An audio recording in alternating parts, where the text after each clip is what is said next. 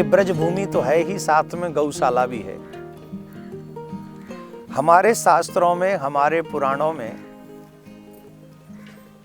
सर्वश्रेष्ठ भूमि तो ब्रजभूमि है ही, उससे भी अधिक जो है गौशाला।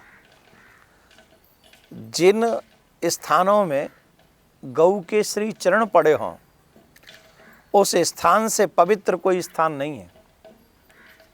वो स्थान जहाँ गौ रहती हैं, वहाँ ब्रह्मा रहते हैं, वहाँ विष्णु रहते हैं, वहाँ शिव रहते हैं, वहाँ 33 करोड़ देवी देवता रहते हैं, वहाँ गंगा रहती है, वहाँ जमुना रहती है, वहाँ लक्ष्मी रहती है। कहने को ये सब विषय श्रद्धावानों के ही हैं। जिनमें श्रद्धा नहीं है वो न तो इस रहस्य को जानते हैं, ना इस तत्व को जानते हैं। गौ माता जिस स्थान पर गोबर करती है, वो स्थान हमेशा धन धान्य से संपन्न रहता है। गौ माता जहाँ अपना मूत्र विसर्जन करती है, पूर्व शास्त्रों में ऐसा कहा गया है कि बड़ी से बड़ी बीमारियां गौमूत्र के द्वारा ठीक कर दी जाती थी। उसके पीछे कारण था कि हमारी गौएं खुले में चरने जाती थी, और खुले में जब चरने जाती थी तो वहाँ जो वनस्पतियाँ हैं, जहाँ वहाँ औषधियाँ हैं, छोटी छोटी ऐसी ऐसी चीज़ें वो खाती थी, जिससे स्वतः ही आजकल वैज्ञानिकों को दवाई बनानी पड़ती है, मेडिसिन बनानी पड़ती है, ढूंढ ढूंढ के नकली असली पता नहीं क्या क्या करके बनानी पड़ती है। लेकिन ये जो गौ माता है, ये साक्षात औषधालय है, ये शोध संस्थान है अपने आप में। इसे किसी की बताने की ज़रूरत नहीं पड़ती है। ये ऐसी, अगर इनको, क्योंकि यहाँ तो अभी ऐसे खुले में चरने नहीं जाया जाता है, अगर ये गौ माताएँ खुले में, वन में, पहाड़ों में चरने जाएं तो वहाँ ऐसी ऐसी वनस्पतियों का ये सेवन करती हैं और उसको फिर दूध के माध्यम से मनुष्य को प्रदान करती हैं, मूत्र के माध्यम से मनुष्य को प्रदान करती हैं। तो जो इलाज बड़े बड़े हॉस्पिटल में लाखों करोड़ों रुपए में होता है, वो इलाज गौ के दूध और गौ के मूत्र से हो जाता था उस समय।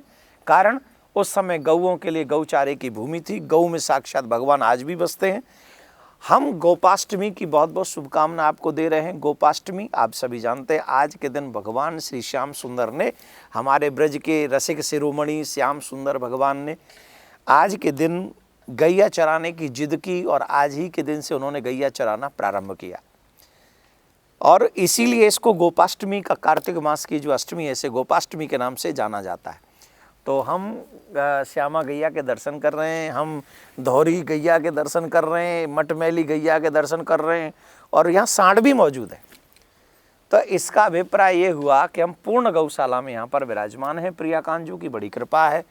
अभी गोपाष्टमी हम यहाँ मना रहे हैं, और अगली बार भगवान कृपा करेगा हम सब के ऊपर। गोपाष्टमी हम जो है, अभी तो गायों की संख्या थोड़ी कम दिख रही है, लेकिन अगली बार जब गायों की संख्या होगी और पूरा गोवर्धन होगा और पूरा क्या नाम है, गोलोक ही एक तरीके से उसका दृष्टिगोचर होगा, तो आप सभी को गोपाष्टमी की बहुत बहुत शुभकामनाएं। आओ, जैसे गोपाल ने सेवा करी गायों की, जैसे गोपाल ने गौओं की सेवा करी है, वैसे हम लोग भी अपने जीवन को धन्य करें गौ की सेवा करने के।